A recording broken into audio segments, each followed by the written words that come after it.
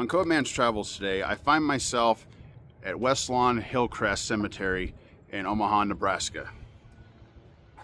I'm visiting and paying my respects to the first victim of serial killer John Wayne Gacy, aka the Killer Clown. His name was Timothy Jack McCoy. True crime and serial killers have always been a thing of mine to study. And in my opinion, John Wayne Gacy was one of the worst, if not the worst. For him to do what he did to 33 young men and boys is beyond me. So I do this. I find these graves to pay my respects and make sure that they are never forgotten and their story is told.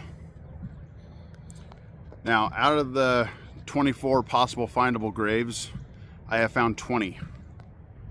The rest are have been cremated, not positively identified to this day, or burial details unknown. So I thought I would start with the first one and work my way down and make a tribute video to them so that we can show the respect and never forget them, but also to point out that the horrible things they went through, and their lives ended so horrible and at a very young age. So, with that being said, let's go see the grave of serial killer John Wayne Gacy's first victim, Timothy Jack McCoy. Timothy Jack McCoy was born May 14th, 1955 in Council Bluffs, Iowa. Gacy lured McCoy from Chicago's Greyhound bus station on January 3rd, 1972.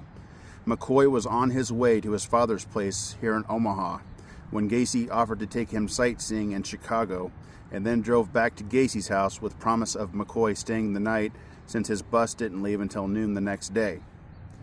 The next morning, Gacy claimed he woke up to McCoy standing in the doorway with a knife in his hand. Gacy jumped up and McCoy raised both hands in surrender. Gacy would disarm McCoy and a fight would ensue, ending in Gacy stabbing McCoy repeatedly in the chest.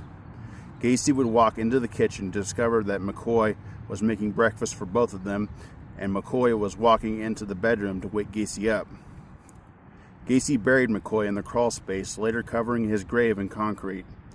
His body was the 9th recovered from excavation of Gacy's house and crawl space. He was positively identified on May 9th, 1986.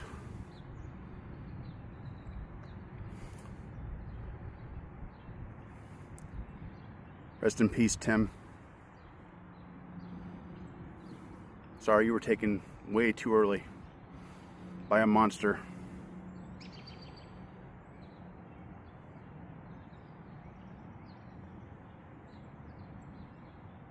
So in conclusion, I am not glorifying John Wayne Gacy by any means whatsoever.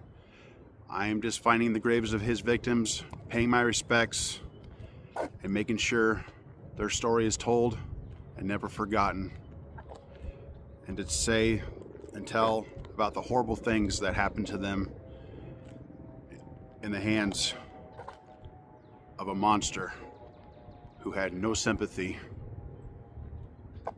and no mind whatsoever. This is Codeman's Travels, reminding you to always travel, experience, live. Thank you.